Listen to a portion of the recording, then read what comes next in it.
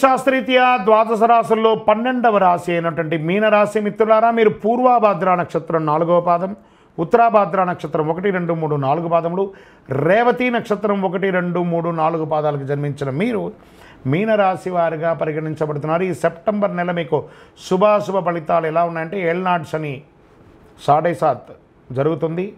శని 12వ స్థానంలో సంచరిస్తూ మీనరాశి వారి నెల మొత్తం కొన్ని విషయాల్లో జాగ్రత్తగా ఉండాలి. గ్రహ సంచారం అనుకూలంగా లేనందున మిశ్రమ ఫలితాలు ఇస్తుంది. అవకాశాలు మరియు సవాళ్ళు మిశ్రమంగా ఉంటుంది. నెల మొత్తం ఈ రాశిలో రాహు ఉండడం, బృహస్పతి 3వ ఇంట్లో ఉండడం, 5వ ఇంట్లో బుధుడు ఉండడం, కుజుడు ఈ నెల మొత్తం 4వ ఇంట్లో ఉండడం, ఏ ప్రయత్నం తలబెట్టినా విజయం సాధిస్తారు. కానీ మిశ్రమంగా ఉంటుంది. గృహ వాహన సౌకర్యాలు మీ దృష్టి పెడుతుంది. వ్యాపారాల్లో మీ ఆలోచన ఫలించి అద్భుతంగా ఉంటుంది. మాస ద్వితీయంలో జాగ్రత్త. డాక్టర్లు, లాయర్లు తదితర వృత్తి నిపుణులకి డిమాండ్ పెరుగుతుంది. మీ స్నేహం దెబ్బతినే అవకాశం ఉంటుంది. స్నేహితులతో మాట్లాడేటప్పుడు జాగ్రత్త. ఆఫీసులో సహ ఉద్యోగులతో పదోన్నతి, జీతాల పెంపు వంటి ప్రయోజనాలలో కాస్త జాప్యం. కానీ మాస ద్వితీయంలో అధికారుల నుంచి ప్రశంసలు పొందుతారు. వ్యాపారంలో ఆశించిన లాభాలు పొందుతారు. శత్రువుల వల్ల కాస్త సమస్యలు వచ్చే అవకాశాలు ఉన్నాయి. కొత్త వ్యాపారాలు ఏదైనా మీరు మొదలుపెట్టుంటే అది విజయవంతంగా ఉంటుంది. మీ యొక్క వ్యాపారాన్ని విస్తరింపజేసే అవకాశాలు గట్టిగా ఉన్నాయి. కుటుంబంలో సంతోషం మిశ్రమంగా ఉంటుంది. కాస్త బాగుంటారు, అప్పుడు కొంచెం డిస్టర్బెన్స్గా ఉంటుంది. సమాజంలో గౌరవ మర్యాదలు మాత్రం చాలా పెరుగుతుంది.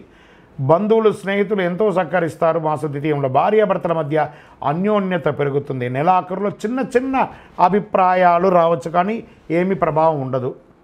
వివాహం మరియు సంతానం లేని వారికి వివాహయోగం, సంతాన యోగం, శుభకార్యాలు లాంటి సంకల్పించే అవకాశాలు ఉన్నాయి. మాసాంతరంలో బంధువులతో చిన్న చిన్న సమస్యలు వచ్చే అవకాశాలు ఉన్నందున ఓపిక పట్టండి. ఆరోగ్యం పట్ల ప్రత్యేకించి స్త్రీలు జాగ్రత్తగా ఉండాలి. నూతన వస్త్రాభరణాలు కొనేవాళ్ళు కొంచెం మంచి నాణ్యమైనటువంటి స్థలాలకు వెళ్ళి కొనండి. మాస చివరి భాగంలో శత్రువుల వల్ల సమస్యలు, అప్పుల బాధలు తలెత్తవచ్చు. ఇతర రాష్ట్రం, ఇతర దేశాలకు వెళ్ళే అవకాశాలు ఉంటాయి. కోర్టు వ్యవహారాలు కాస్త జాప్యమయ్యే అవకాశాలు ఉన్నాయి. ఆధ్యాత్మిక పట్ల ఉత్సాహం పెరుగుతుంది. విద్యార్థులకి ఈ మాసం 15వ తారీఖు వరకు బాగుంటే 15 తర్వాత కాస్త మిశ్రమంగా ఉంది. ఆరోగ్యపరంగా జాగ్రత్తగా ఉండాలి. రాజకీయ నాయకులకి మిశ్రమం. దస్తావేజులు జాగ్రత్త అండి. మీ యొక్క డాక్యుమెంట్స్ ఏమైనా ఉంటే జాగ్రత్త. షేర్ మార్కెట్ మిశ్రమం. మీడియా రంగం వారికి ఈ నెల చాలా బాగుంది. కళాకారులకి బాగుంది. ఇండస్ట్రీస్ జోన్ వెళ్ళేవాళ్ళు ఆ ఇండస్ట్రీ టూర్కి వెళ్ళే అవకాశాలు ఉన్నాయి. చంద్రాష్టమం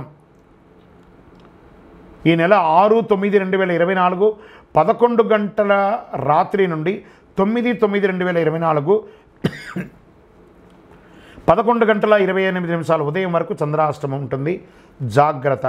మంచి రోజులు ఏమైనా ఉన్నాయా సెప్టెంబర్లో అంటే 1, 3, 10, 13, 22, 27 ఇలా బాగుందని చెప్పచ్చు.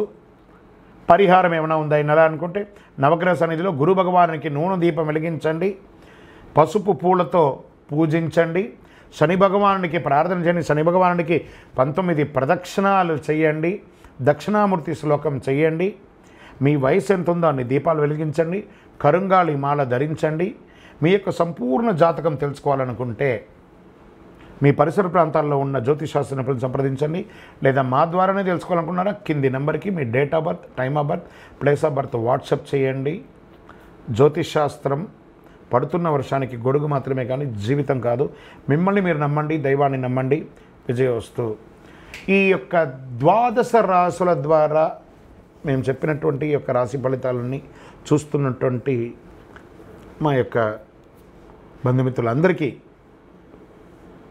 నమస్సుమాంజలు. మీరందరూ కూడా ఆయురారోగ్య ఐశ్వర్య భోగభాగ్యాలతో ఉండాలని అఖిలాండ కోటి బ్రహ్మాండ నాయకుడు శ్రీ ధర్మశాస్త్ర అయ్యప్ప స్వామి వారిని ప్రార్థన చేసుకుంటున్నాం. తిరుపతిలో అయ్యప్ప స్వామి వారి 18 అవతారాల దేవాలయాన్ని బ్రహ్మశ్రీ డాక్టర్ చంద్రమౌళి గురుస్వామి గారు నిర్మించారు. మీకోసమే. మీరు తిరుపతికి వచ్చినప్పుడు కపిలి తీర్థానికి దగ్గరలో జీవకోన అనే ప్రాంతంలో ఈ దేవాలయం నిర్మించాం.